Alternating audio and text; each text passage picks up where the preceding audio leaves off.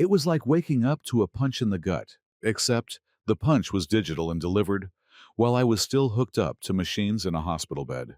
My wife, Susan, had cleaned out our bank account, every single penny, and the message she sent with the screenshot of the zero balance. It was colder than the South Dakota winter outside.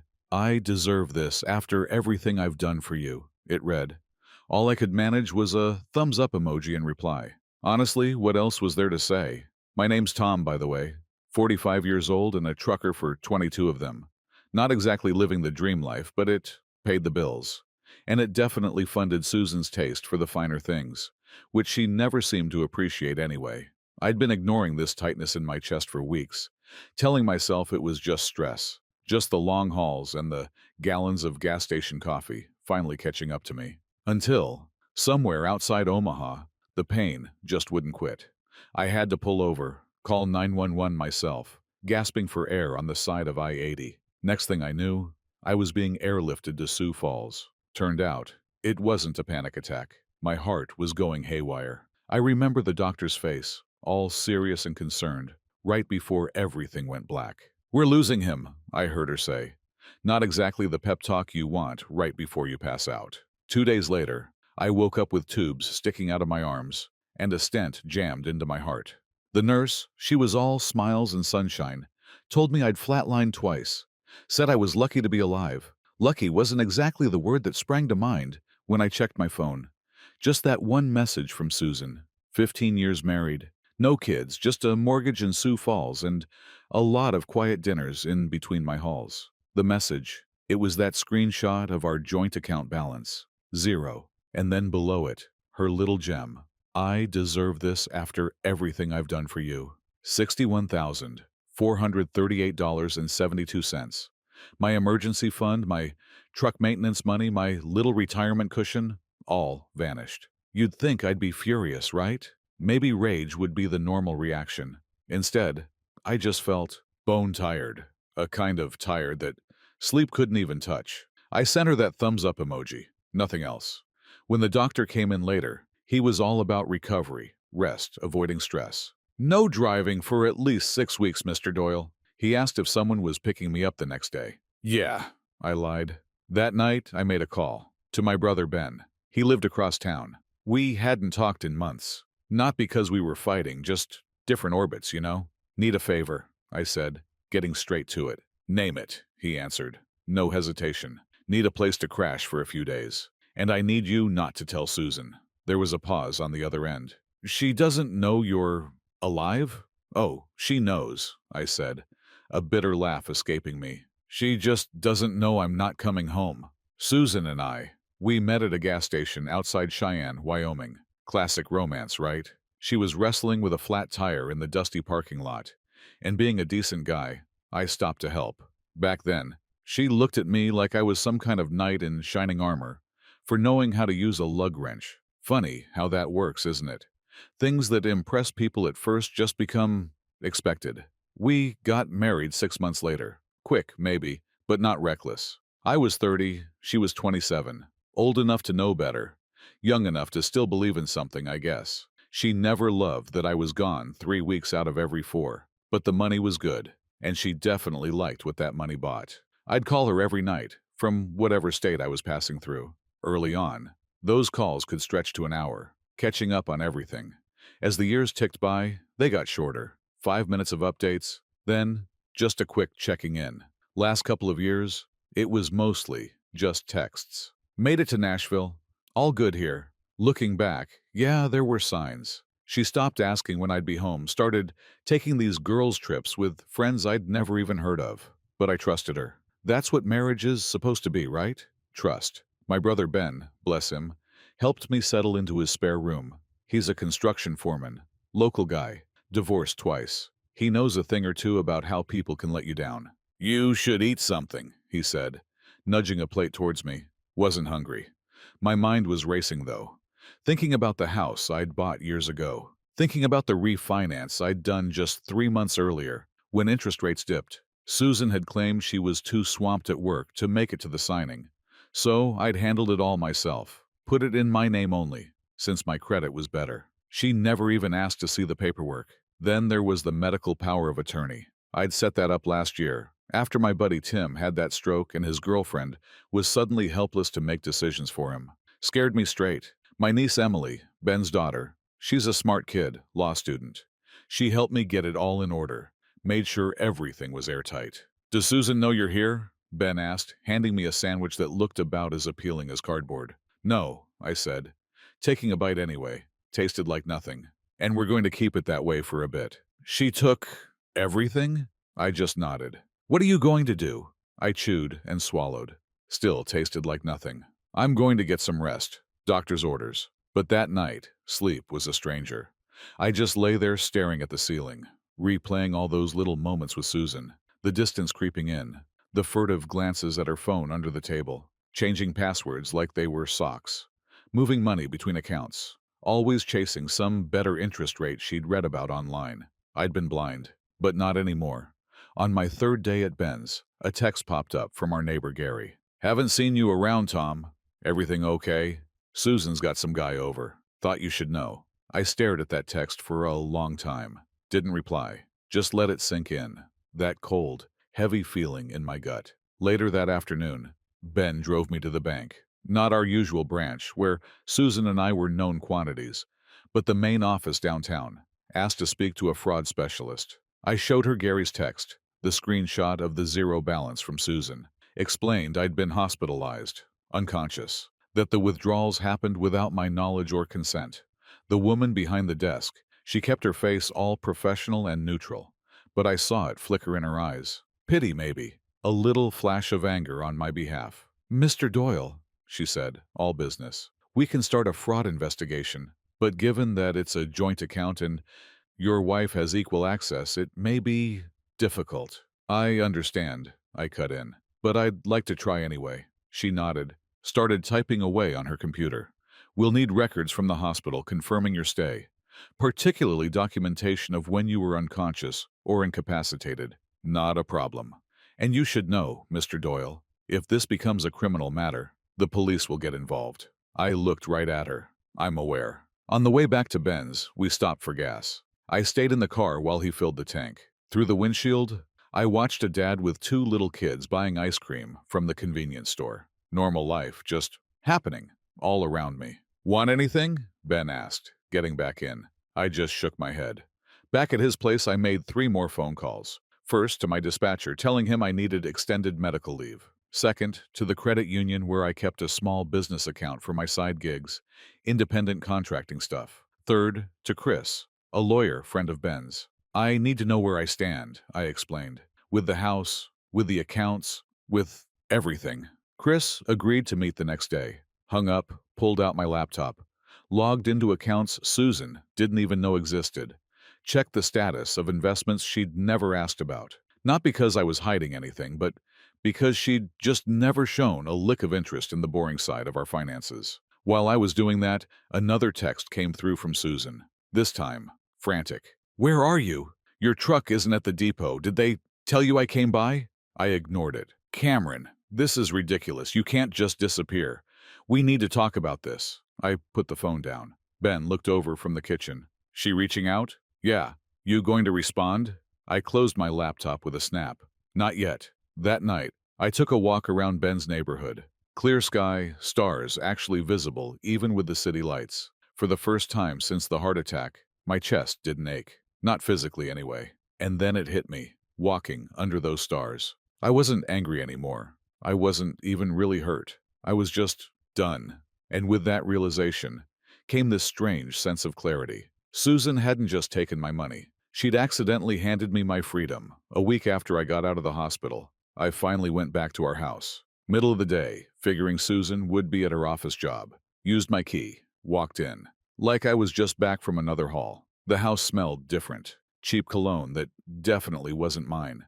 Empty wine bottles piled up in the recycling bin. 2 wine glasses still sticky in the dishwasher. I went straight to the bedroom, packed a bag with some clothes, grabbed my important papers, and the small lockbox from the closet where I kept my birth certificate and passport. As I was walking out, I noticed the framed photo from our wedding day was gone from the hallway table. Figures. Back at Ben's, I met with Chris, the lawyer. We sat at his kitchen table, papers spread out like a battlefield map. "The house situation is interesting," he said, reviewing the refinance documents. "Since you refinanced solely in your name, and with that medical clause you included, and given your recent cardiac event, you have a pretty strong case for sole possession." "What about the money she took?" Chris frowned, tapped a finger on the bank statements. "That's trickier. Joint accounts typically mean joint ownership. But," he tapped again, "the fact that she cleared it out while you were medically incapacitated, that could constitute financial exploitation of a vulnerable adult, especially since you have documentation that these were primarily your earnings." I nodded. "And if I want a divorce?" "South Dakota is an equitable distribution state. Given the circumstances, I think we can make a compelling case for an arrangement in your favor." He gathered up the papers. "I'll draft some initial documents. In the meantime, don't contact her. Don't respond if she reaches out. Everything goes through me now." The very next day, Susan showed up at Ben's house. I was alone, Ben at work. Heard her car pull up, but I didn't peek out the window. Doorbell rang 3 times. Then she started pounding. "I know you're in there, Cameron. Your truck is parked down the street." Her voice, muffled through the door, sounded tight, almost desperate. "You can't just hide. We need to talk about this." I sat perfectly still in the living room, like a kid playing hide-and-seek, holding my breath. Eventually, the knocking stopped. Thought she'd finally left until my phone buzzed. "I am sorry about the money," the text read. I was angry.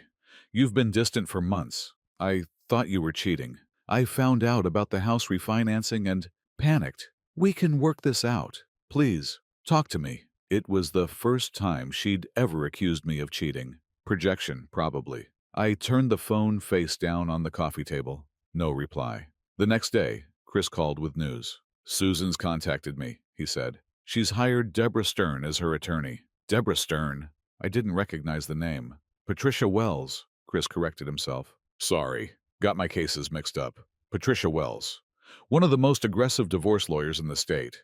Known for going after everything. Houses, retirement accounts, future earnings. The works." "What does that mean for us?" I asked, feeling a knot tighten in my stomach. "It means she's not playing around. Wells is already claiming that your abandonment after the hospitalization constitutes desertion. She's painting you as unstable, saying you disappeared without explanation, and are refusing communication." I let out a long breath. "So, what now?" "Now," Chris said, his voice hardening. "We get ahead of this. I've filed for an emergency hearing regarding the funds she withdrew. Judge Harmon is presiding. He takes a very dim view of taking advantage of medical situations." After hanging up, I just stared at the wall for a long time. Then I made another call. To my niece, Emily. I needed her help with something specific. That evening, I drove past our house. Susan's car was in the driveway, alongside a black Audi I didn't recognize. I circled the block once, then headed back to Ben's. As I pulled into the driveway, a text popped up from a number I didn't know. "This is Deborah Stern. I represent Susan Doyle. Any further surveillance of my client will be documented as harassment. All communication must go through proper legal channels." They were watching me. Well, I'd been watching them too. And now, the gloves were off. 2 weeks after that first meeting with Chris, we had our day in court. Emergency hearing regarding the stolen funds. Susan was there, with Deborah Stern, both of them in sharp power suit mode. I wore the only tie I owned, the one I kept crumpled in my truck for unexpected funerals on the road. Judge Harmon was an older man, white hair, reading glasses perched on the end of his nose. He reviewed the filings without expression, occasionally glancing up at Susan, then at me. "Ms. Stern," he finally said, his voice calm but firm. "Your client withdrew the entirety of the joint accounts while Mr. Doyle was hospitalized for a life-threatening cardiac event. Is that correct?" Stern stood, all polished and confident. "Your Honor, my client had every right to access those joint funds. Furthermore, Mr. Doyle had recently refinanced their marital home solely in his name, without Mrs. Doyle's knowledge, which we contend was the first act of financial deception." The judge removed his glasses, leaned forward. "I'm not asking about the house right now, counselor. I'm asking about the timing of the withdrawal. Was your client aware that Mr. Doyle was in the hospital when she took the money?" Susan leaned over, whispered something frantic to Stern. Stern cleared her throat. "Yes, Your Honor, But my client was under extreme emotional distress, believing her marriage was ending. She acted to protect herself financially. The judge put his glasses back on, shuffled some papers, while unconscious from a heart attack. Seems an unlikely time for Mr. Doyle to end his marriage. He paused, then looked up. I'm ordering the funds frozen, pending further proceedings. Neither party may access this money until ownership is determined in the divorce settlement. Not a complete win, but it stopped Susan from spending any more of it. As we left the courtroom, Susan tried to come towards me, a pleading look on her face. Stern held her back with a hand on her arm, but not before Susan blurted out, Cameron, please, there's so much you don't understand. I just walked past without looking at her. Outside, Chris was satisfied. This is just the beginning, he said, a small smile playing on his lips. Now we start discovery. Discovery. The part where you lay all your cards on the table. A week later, Chris called me to his office. When I arrived, he had a manila folder waiting for me. We've got something, he said, sliding it across the desk. Inside was a bank statement from an account I didn't recognize. Susan's name was on it. The balance? A cool $127,340.50. Where did this come from? I asked, stunned. Your niece found it, Chris said, leaning back in his chair. Emily's internship at the credit union downtown gave her some insights. This account was opened 18 months ago. Regular deposits, always just under $10,000. Just under the reporting threshold. Classic sign of hiding money. There's more, Chris added, flipping through the pages. The deposits. They align with your long-haul schedule. When you're gone, money goes in. I sat back in my chair, reeling. She's been planning this for a year and a half. Chris shook his head. I don't think she was planning to leave you, Tom. I think she was preparing, in case you left her. Why would I leave her? I asked, genuinely confused. I was working myself to death to provide for us. That's when Chris slid over another piece of paper. A credit card statement. With a hotel charge. From a place in Minneapolis. Date, 3 months ago. I'd been in Seattle that week. The name on the reservation. Harold Jensen. Harold, our neighbor. The one who had texted me about the guy at our house. Chris's face was grim. We think Harold has been involved with Susan for some time. He was creating a false trail, making you suspicious of someone else while they were together. The betrayal. It wasn't just Susan.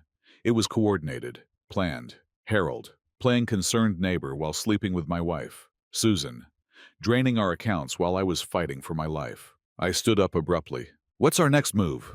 Chris smiled for the first time that day. That's up to you, Tom. But if I were in your shoes, I'd make damn sure they both regret ever thinking they could get away with this. I spent the next month living at Ben's, slowly recovering physically while Chris built our case.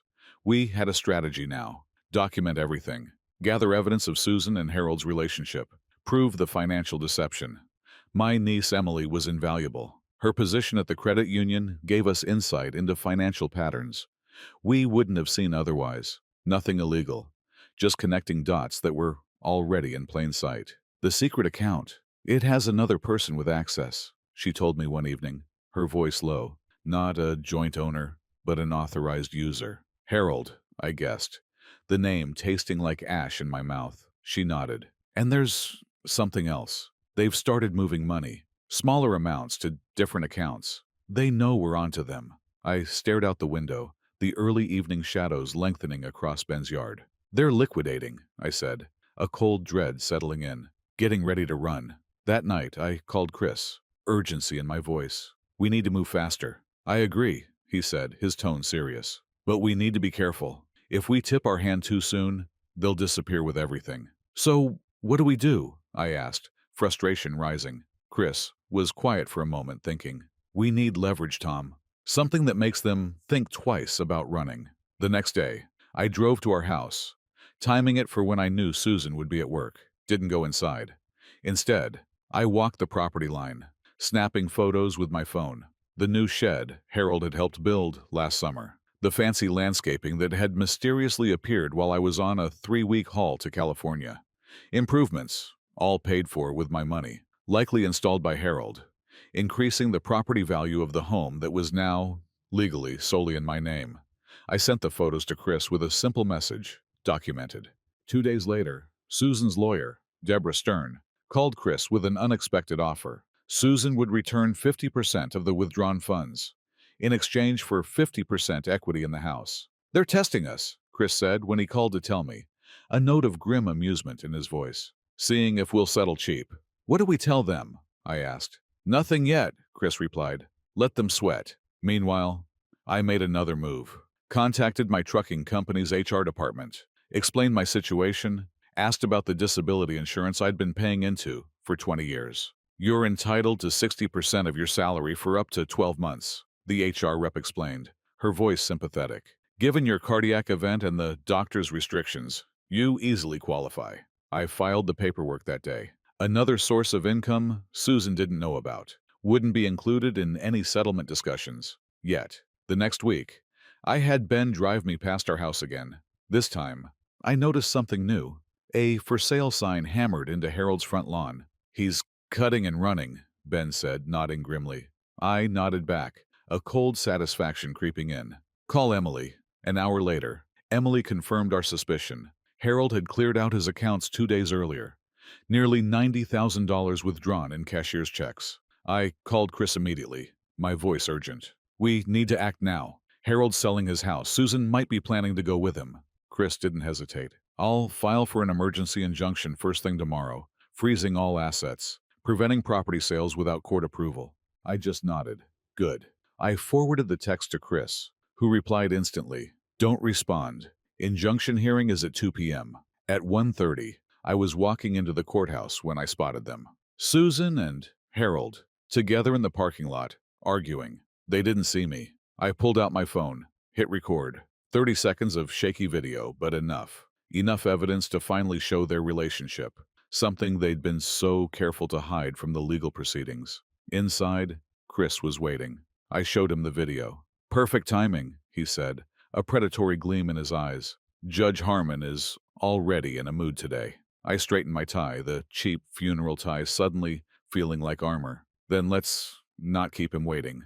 Judge Harmon's chambers were smaller than the courtroom, almost claustrophobic.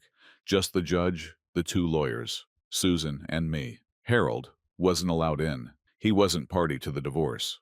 The video of Susan and Harold arguing in the parking lot played silently on the judge's computer screen. No sound, but their body language screamed volumes. "Ms. Stern," Judge Harmon said when it finished, his voice sharp, "would you care to explain why your client has been declaring under oath that she has no relationship with this neighbor, when video evidence clearly shows otherwise?" Stern looked shaken, her carefully constructed composure crumbling. "Your Honor, the nature of their relationship isn't relevant to the financial matters at hand. It is when financial fraud is being alleged." The judge's gaze shifted to Susan, unwavering. "Mrs. Doyle, are you planning to leave the state with Mr. Jensen?" Susan's face went white. I don't." "Let me rephrase," the judge continued, his voice like ice. "The court has evidence that you and Mr. Jensen have been moving substantial sums of money, that Mr. Jensen is selling his property, and that you withdrew funds from joint accounts while your husband was incapacitated. This suggests a pattern of deception and intent to flee." He looked from Stern to Susan, then back to me. "I'm issuing an immediate freeze on all assets belonging to both Susan Doyle and Harold Jensen. Neither may leave the county without court permission." He turned to me, his expression softening slightly. "Additionally, Mr. Doyle, given your medical condition and the evidence of financial exploitation during your incapacity, I'm granting temporary exclusive use of the marital home to Mr. Doyle." Susan made a small, choked sound. "Your Honor," Stern began, her voice tight with panic. But the judge held up a hand, cutting her off. "The exploitation of a medically vulnerable spouse is something this court takes very seriously, Counselor. You're lucky I'm not recommending criminal charges at this time." Chris gathered his papers, trying not to look too satisfied. As we left, Susan's eyes met mine for the first time, and in them, I finally saw it. Fear, not of me, but of the consequences she was finally facing. 3 months after the heart attack, I moved back into our house. My house now. The divorce was finalized faster than anyone expected. Susan didn't put up a fight after that injunction hearing. Harold had vanished, leaving her to face everything alone. In the end, the judge awarded me the house, my truck, and 80% of our savings. Susan got her car, And the remaining 20%, the secret account, split 50-50, but only after she paid my legal fees out of her share. I never spoke to her directly again. Everything went through lawyers. Last I heard, she'd moved to Minneapolis. Starting over, I guess. I sold the house 6 months later. Too many ghosts in those walls. Bought a smaller place, closer to Ben and Emily. Used some of the money to help Emily with law school. She's going to be a hell of an attorney someday. I don't drive long haul anymore. My heart can't take the stress, doctor says. Found work dispatching instead. Home every night. It's quieter than the open road, that's for sure. But there's something to be said for stability. Sometimes people ask if I'm angry about what happened. I'm not. Not anymore. You can't control what other people do, only how you respond. Susan thought she was taking everything from me that day in the hospital. Instead, she forced me to fight for myself, in a way I never had before. Last week, I was cleaning out some old boxes, found our wedding album. Thought about tossing it, but didn't. Just put it back in the box. It's part of my story now. Not the end, just a chapter. The heart attack nearly killed me. The betrayal nearly broke me. But I'm still here. Changed maybe. Stronger, definitely. Some lessons you learn the hard way. Some people you lose for good reason. And sometimes the life you rebuild is better than the one you lost.